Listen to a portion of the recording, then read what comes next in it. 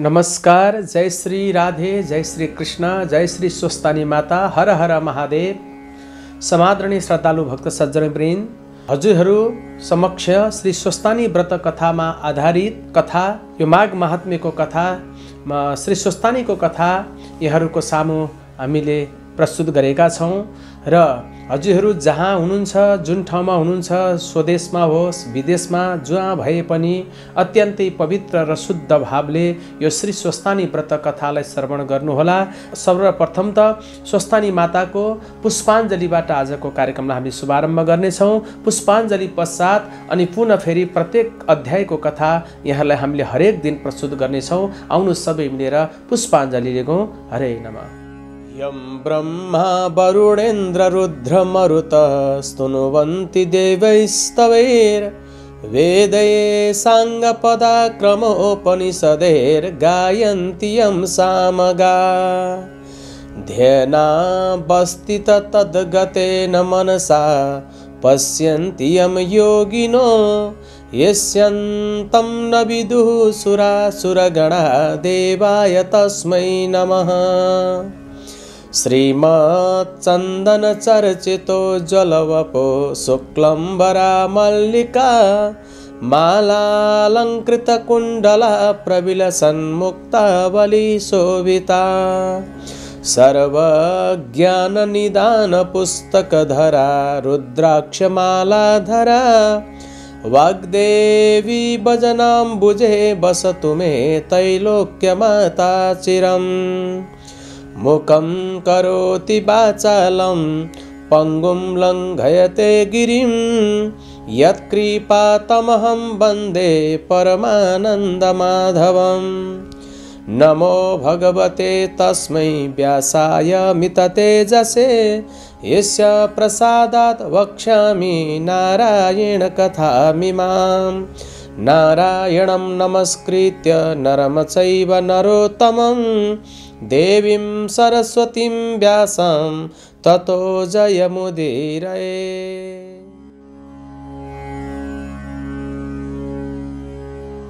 अतः चतुर्दशोऽध्यायः शिवसुर गृहगमनम् उपाख्यानम्।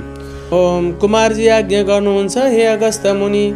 त्यसपछि पार्वतीले श्री स्वस्थानी परमेश्वरीको प्रसाद 8 रोटी, 8 अक्षता, 8 बेली पुष्प, 8 पान, 8 कुडका सुपारी सगुन समेत हे स्वामी, अब मेरो तपस्या पूर्ण भयो। बालककालदेखि हजुरलाई पति पाऊँ भनी धाइरहेकी थिएँ। बल्ल इच्छा पूर्ण भयो भनी महादेवका हातमा प्रसाद दिई साष्टाङ्ग प्रणाम गरिन् र हे आदि पुरुष श्री स्वस्थानी परमेश्वरीको व्रतको प्रभावले मैले हजुर जस्ता स्वामी पाएँ। अझ अरू केही बिन्ती गर्दछु। यो संसारमा कोही दलेद्रे छन्, कोही दुखी छन्, कोही पापी छन्, कसैका स्त्री छैनन्, कसैका पुरुष छैन। त यो व्रत प्रकाश गरिदिन पाए यस्ता सबैको कल्याण हुनेछ। यति पार्वतीले भनेको सुनि महादेव आज्ञा गर्नुहुन्छ हे प्रिय, तिमी धन्य रहेछौ। संसारका दुखी दलिद्री प्रति तिम्रो मनमा यस्तो दया रहेछ। अब यसको उपाय प्रति तिम्रो मनमा यस्तो दया रहेछ। अब यसको उपाय सुन। पहिले अस्वस्थमा ऋषिलाई डाक्न पठाई उनलाई रसातलमा पातालमा पठाओ, त्यहाँ उनले त्यो व्रत प्रकाश गरिदिनेछन्। यति महादेवले आज्ञा गरेपछि पार्वतीले अस्वस्थमा ऋषिलाई डाक्न पठाइन् र उनी आएपछि शिव पार्वतीलाई प्रणाम गरे। हे भवानी शङ्कर, मलाई के कामले डाक्नु भयो भनी सोधे। अनि पार्वती आज्ञा गर्दछन् हे अश्वत्थामा, तिमी रसातल पातालमा जाऊ र त्यहाँ जो दुखी छन्, जो दरिद्र छन्, जो पापी छन्, त्यसका स्त्री छैनन्, जसका स्त्री छैनन् र जसका सन्तान छैनन्, तिनीलाई यस्तो विधिले व्रत गराऊ भनी आफूलाई विष्णुले उपदेश गरे झैं सारा व्रत विधि बनाए बताइन् र पाताल जाने विधा दिन्। पार्वतीको आज्ञा सुनि अश्वत्थामा ऋषिले शिव पार्वतीलाई प्रणाम गरी रसातल पातालमा गए। हे अगस्त्य मुनि, त्यसपछि एक दिन महादेवले ती पार्वती कतिको बाटी रहेछन् जाँच गर्नु पर्यो भनी आफू कसैले नदेख्ने स्थानमा लुक्न जानुभयो। महादेवलाई नदेखी पार्वती यताउति खोज्दै गइन्, तर कहीँ पाउन सकिनन्। अनि चित्त व्याकुल गरी कता जानुभयो होला भन्दै अनेक स्थानमा खोज्दा लुकिरहेका महादेवलाई भेटाएर भनिन्, हे स्वामी, हजुर किन मलाई छली लुक्नु जानुभयो? म राम्री भइन कि हजुरको मन परिन के? मलाई किन छाडेर अन्त जानु भन्नुभयो। पार्वतीले यसरी भनेको सुनि महादेवले केही पनि नबोले मनमा नै भन्न लाग्नुभयो, यी पार्वतीले मलाई यसै छाड्ने भएनन्, अब रूप फेरेर अर्कै रूप धारण गरी वन विहार गर्न जान्छु भन्ने निश्चय गरी अन्तर्ध्यान भएर श्लेष्मान्तक वनमा किराँतीको रूप धारण गरी शिकार खेल्दै हिँड्न लागे। पार्वतीले फेरि महादेवलाई देखिनन् र मनमा नै दुःख मानी यसरी महादेवले मलाई किन छल्नुभयो भन्ने शङ्का गरे। ध्यान दृष्टिले विचार गर्दा महादेव किराँतीको रूप धारण गरेर श्लेष्मान्तक वनमा शिकार खेल्दै हिँडेको थाहा पाइन् र महादेवलाई झुक्क्याउनको लागि अत्यन्त राम्री किराँतिनीको रूप धारण गरेर अनेक हावभाव कटाक्षले युक्त भएर श्लेष्मान्तक वनमा पुगी एउटा ठुलो वृक्षको छायामा बसिरहिन्। केही बेरपछि महादेव पनि डुल्दै त्यही आइपुग्नु भएर किराँतिनी रूप पार्वतीलाई यहाँ बसिरहेकी देखेर तिनको रूपमा मोहित भई सोध्नुभयो, हे सुन्दरी, तिमी को हौ? देवकन्या हौ कि यक्षकन्या हौ कि नागकन्या हौ कि स्वर्गकी अप्सरा हौ? मैले देख्दा त तिमी जस्ती सुन्दरी यस संसारमा हुन दुर्लभ छ। एक्लै यस्तो वनमा गएर किन बसिरहेके? तिमीलाई डर पनि लाग्दैन कि यो भयङ्कर वनमा जङ्गली जन्तु बाघ, हात्ती, भालु आदिको पनि कति भए नमानी निर्धक्कसित किन बसेकी छौ? यति किराँती रूप महादेवले आज्ञा भएको सुनि पार्वतीले महादेव यिनै हुन् भन्ने चिनेर मनमा नै दण्डवत प्रणाम गरिन्। त्यसबेला महादेव कस्तो रूपमा आउनुभएको थियो भने बायाँ हातमा धनुष र दाहिने हातमा त्रिशूल लिएका, काँधमा सुर राख्ने ठोक्रो भिरेका, नागका गहना लगाएका, देख्दैमा डरलाग्दो मूर्ति भएका यस्ता किराँती रूप महादेवसित पार्वती भन्दछन्, हे किराँत, म यहाँ बसेको धेरै दिन भयो। किराँतिनी हुनाले वन जन्तुको डर पनि लाग्दैन। म यहाँ तपस्या गरेर बसेकी छु। यस्तै प्रकारले दुवै दम्पतिको परस्पर कुरा गर्दा गर्दै साँझ पर्यो र किराँती रूप महादेवले भन्नुभयो, सुन्दरी, तिमी पनि एक्लै रहेछौ, म पनि एक्लै छु, आज हामी दुवै यही बास बसौँ। महादेवको यस्तो वचन सुनि पार्वती भन्दछिन्, हे किराँत, तिमी लोग्ने मानिस, म स्वास्नी मानिस, यस्तो जङ्गलका बिचमा एक्लै अरू कोही नभएको अवस्थामा कसरी एकै ठाउँमा बास बसौँ? फेरि पुरुष जातिको मनमा धैर्य हुँदैन। राम्री स्त्री देखेपछि माता पिता घरद्वार सबै बिर्सन्छन्, तसर्थ एक्लै ठाउँमा बास नबसौँ, एकै ठाउँमा बास नबसौँ। यो कुरा नगर। यति किराँतिनी रूपमा पार्वतीले भनेको सुनि किराँती रूप महादेवले, हे सुन्दरी, यस कुरामा तिमीले शङ्का नगर भन्नुभयो र दुवै स्त्री पुरुष त्यही वृक्ष मुनि बास बसे। यही क्रमले बस्दा बस्दा निकै दिन बित्यो र एक दिन पार्वतीले विचार गरिन्, यी भोलेनाथ सधैँ यसरी नै बसेर पनि निर्वाह गर्न सक्दछन्, अब केही युक्ति गर्नु पर्यो भनी निश्चय गरी महादेवलाई छलेर आकाशवाणी भए झैँ गरेर भन्न लागिन्, हे जगदीश्वर, हजुरले याद नराख्दा हामी ब्रह्मा विष्णु इन्द्रादि सबैले साह्रै कष्ट पायौँ। यसै गरी बस्नुभयो भने हाम्रो कल्याण कसरी होला? कैलाश शून्य भएको निकै दिन भइसक्यो। हे वृषभध्वज, कैलाशको चर्चा गरी हाम्रो उद्धार गर्नुहोस्। यस्तो आकाशवाणी भएको सुनियो, कसका उप भनेको होला? फेरि म यहाँ आएको त कसैलाई पनि थाहा छैन भनेर यताउता हेर्दा केही पत्ता लाउन नसके। देवतादिहरूले भने होलान् भनी चुप लागेर किराँतिनी रूप पार्वतीलाई नदेखे खोज्न लाग्नुभयो। अनि पार्वती पनि केही थाहा नपाए झैँ गरे फलफुल टिपेर खान लागेकी थिइन्। किराँत रूप महादेव त्यहीँ पुगेर, हे सुन्दरी, तिमी कता गएकी थियौ? मैले तिमीलाई खोज्दा कहीँ पाउन सकिन भन्नुभयो। अनि पार्वती भन्दछन्, हे किराँत, म कहीँ पनि गएकी छैन, भोक लाग्यो र कन्दमूल खोज्न हिँडेकी हुँ। यसरी कुरा गर्दा गर्दै पूर्णचन्द्र भन्दा पनि राम्री पार्वतीलाई देखेर चित्त चञ्चल भई कामले पीडा गर्दा महादेवले किराँतिनी रूप पार्वतीलाई समात्न जाइ लागे। त्यो देख्न साथ किराँतिनी रूप पार्वती भन्न लागिन्, हे किराँती, तिमी कस्ता रहेछौ? के तिम्रो धर्म यही हो? मैले त श्री महादेव बाहेक अरू कसैलाई स्वामी स्वीकार गर्ने छैन भन्ने प्रतिज्ञा गरेर यस वनमा आई उनको तपस्या गरेर बसेको छु। तिमी यसो गर्छौ भने म श्राप दिई आत्महत्या गर्नेछु। यति पार्वतीले भनेको सुनि किराँत रूप महादेवले भन्नुभयो, हे सुन्दरी, तिम्रो त यस्तो प्रतिज्ञा छ भने म उही महादेव हुँ। वन विहार गर्न मन लागेर यहाँ आएको हुँ। नपत्याए हेर भने आफ्नो ज्योति स्वरूपको दर्शन वचन दिनुभयो। अनि पार्वतीले मनमा आनन्द मान्दै दण्डवत प्रणाम गरेर बिन्ती गरिन्, हे ईश्वर, अब मेरा माता पिता कहाँ कन्यादान लिन हिँड्नुहोस्। यति सुनेर हुन्छ भनी किराँतीनीहरू पार्वतीका पछि लागेर गए। केही बेरमा हिमालय पर्वतका घर पुगे अनि महादेवलाई यिनी त पार्वती पो रहेछन् भन्ने आज्ञा भएर मलाई छली आफ्ना माता पिता कहाँ ल्याइन्, अब कसो गरौँ भनी लाज माने त्यहाँबाट अन्तर्ध्यान भई किरातेश्वर शिवलिङ्ग भएर श्रेष्ठमान्तक वनको उत्तरतिर गई बसिरहनु भयो। फेरि महादेवलाई नदेखेर चिन्ताग्रस्त भएकी पार्वतीले ध्यान दृष्टिले हेर्दा किरातेश्वर शिवलिङ्ग भएको थाहा पाई पार्वती पनि नित्य बागमतीमा स्नान गरे। किरातेश्वर शिवको ध्यान र षोडशोपचारले पूजा गर्दै तपस्या गर्न लागिन्। पार्वतीले स्नान गरेकी हुनाले त्यस स्थानको नाम गौरी घाट भयो।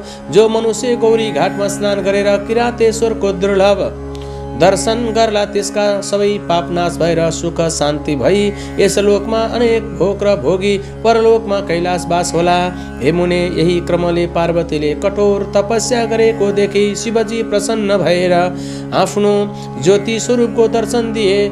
अनि पार्वतीले अत्यन्त हर्षसाथ शिवका पाउमा दण्डवत गरे, अञ्जली जोरेर बिन्ती गरिन्, हे स्वामी, हजुरले मलाई किन यसरी बारम्बार दुःख दिनुभएको, म हजुरकी मन परिन कि भनी अनेक विलाप गरेको सुनि प्रत्यक्ष भएर पार्वतीलाई अङ्गमाल गरी काखमा राखेर त्यहाँबाट अन्तर्ध्यान भई हिमालयका घर जानुभयो। यसरी छोरी ज्वाइँ घरमा आएको देखेर हिमालयले अत्यन्त आनन्द मान्दै सिंहासनमा राखेर 84 व्यञ्जन तयार पारी भोजन गराए।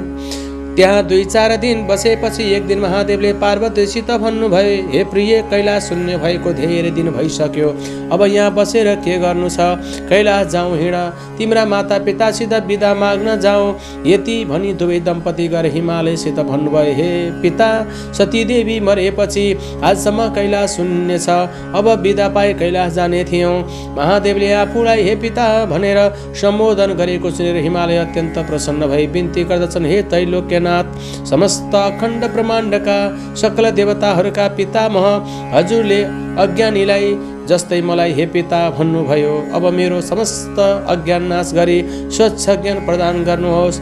सदैव हजुरको भक्तिमा मेरो चित्त लागिरहोस्। हे शशि शेखर, पहिले पूजा गर्दछु भनी छोरी ज्वाइँ दुवैलाई नाना वस्त्र अलङ्कार पहिराए, सिंहासनमा बसाली षोडशोपचारले पूजन गरे, भोजन गराई अञ्जली जोरेर स्तुति गर्न लागे। हे भवानी शङ्कर, जस्तै समुद्रका घर लक्ष्मी नारायण बस्दा समुद्रलाई आनन्द भए थियो, त्यस्तै तपाईँ दुवैजना मेरो घरमा बसिदिँदा मलाई आनन्द भइरहेको छ। ईश्वर, हजुर कस्ता भने आफ्नो मायाले यो समस्त ब्रह्माण्डमा व्याप्त भएर रहने, यस्ता हजुरलाई कोटी कोटी नमस्कार। फेरि समुद्र मथनमा निस्केको कालाकुड विषले संसार दग्ध हुन लाग्यो र हजुरले त्यो विष कण्ठमा राखे रक्षा गर्नु भएर नीलकण्ठ नाम रह्यो।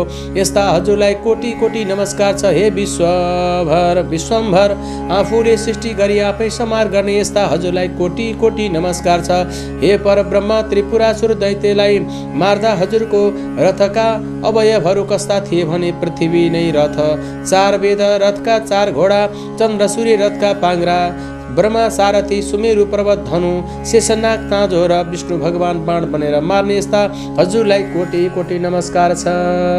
हे युग नायक ब्रह्मा पनि तपाईँ, स्थावर जङ्गम पनि तपाईँ, यस्ता हजुरलाई कोटी कोटी नमस्कार छ। यमका यम पनि तपाईँ, नारायण पनि तपाईँ, सत्व रज तम त्रिगुण पनि तपाईँ, जीवन र मृत्यु पनि तपाईँ, देवताका देवता पनि तपाईँ, अनाथका नाथ पनि तपाईँ, विश्वरूप पनि तपाईँ, अष्टवसु र द्वादशादित्य पनि हजुर, दिक्पाल पनि हजुर, सम्पूर्ण ब्रह्माण्डका प्राणीको हृदयमा बास बस्ने पनि हजुर, पुण्यका साक्षी भइरहेका पनि हजुर। हे शम्भो, हजुरको महिमा वर्णन गर्न शेषनाग, सरस्वती र ब्रह्माले पनि नसकेको म कसरी सक्दछु। यसरी हिमालय पर्वतले स्तुति गरेको सुनि महादेव प्रसन्न भएर हँसिलो मुख पारी, हे गिरिराज, तिम्रो श्रद्धा भक्ति देखेर म प्रसन्न भएँ, सदैव तिम्रो भक्तिमा चित्त लगाए। सदैव मेरो भक्तिमा चित्त लगाई अन्त्यमा कैलाश पद प्राप्त गरेर जानेछौ। अब हामी जान्छौँ भनी हिमालय पर्वत र मेनकासित बिदा भई साँडेमा चढेर पार्वतीलाई काखमा लिई कैलाश पर्वतमा गएर प्रथम गण सहित भए आनन्दले रहँदा भए। ती श्री स्कन्द पुराणे केदार खण्डे माघ महात्म्ये कुमार अगस्त्य संवादे श्री स्वस्तानी परमेश्वरीय व्रत कथायं शिव पार्वती कैलाश प्रदेशो नाम चतुर्दशोऽध्यायः। हरे नमः। अब पुनः फेरि समादरणीय श्रद्धालु भक्त सज्जनबिन सबैले हातमा पुष्पाञ्जली लिएर पुष्पाञ्जली गरौँ। उपनयतु मङ्गलं वा सकल जगन मङ्गलालय श्रीमान दिनकर किरण निबोधित नव नलिन दल निवेक्षणः कृष्ण काले वर्षतु पर्जन्यः पृथिवी सस्यशालिनी देशोऽयं क्षोभरहितो ब्रह्मणः सन्तु निर्भया अपुत्रः पुत्रिणः सन्तु पुत्रिणः सन्तु पौत्रिणः निर्धना सदना सन्तु जीवन्तु शरदां शताम्। तत्रैव गंगा यमुना च तत्र गोदावरी सिन्धु सरस्वती च तीर्थानि सर्वाणि वसन्ति तत्र यत्राच्युतोद्धार कथा प्रसंग। या कुन्देन्दु तुषारहार धवला या शुभ्रवस्त्रावृता या वीणा वरदण्ड मण्डितकरा या स्वेद पद्मासना या ब्रह्माच्युत शंकर प्रभृतिभिर्देवै सदा वन्दिता सा मां पातु सरस्वती भगवते निशेषजाड्यपः। कायेन वाचा मनसेन्द्रियैर्वा बुद्ध्यात्मना वा प्रकृति स्वभावात् करोमि यद्यत् सकलं परस्मै नारायणायेति समर्पयेत्। इति श्री स्वस्तानी देव्यै नमः।